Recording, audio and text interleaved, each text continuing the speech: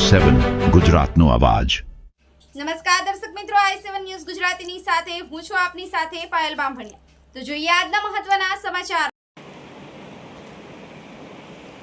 દેવગઢ બારિયા તાલુકામાં સ્થાનિક સ્વરાજ્યની ચૂંટણીમાં ભાજપનો ભવ્ય વિજય નોંધાયો।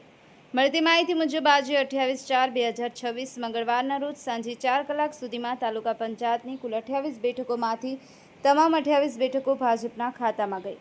કોંગ્રેસ, આમ આદમી પાર્ટી અને અન્ય પક્ષો તેમજ અપક્ષ ઉમેદવારો એક પણ બેઠક જીતવામાં સફળ રહ્યા નથી।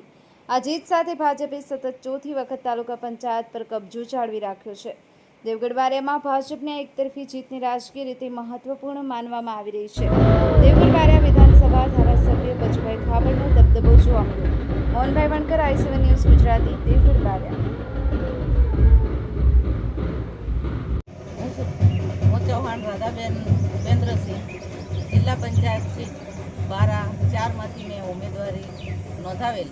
એમાં 7000 વોર્ડની લીડથી હું જીતી છું। જનતા અને મતદારોએ મને આવકારી બહુ લીડથી જીતાડી, તે બદલ હું મતદાર ભાઈઓનો ખૂબ ખૂબ આભાર માનું છું, ખૂબ ખૂબ એમને અભિનંદન પાઠવું છું।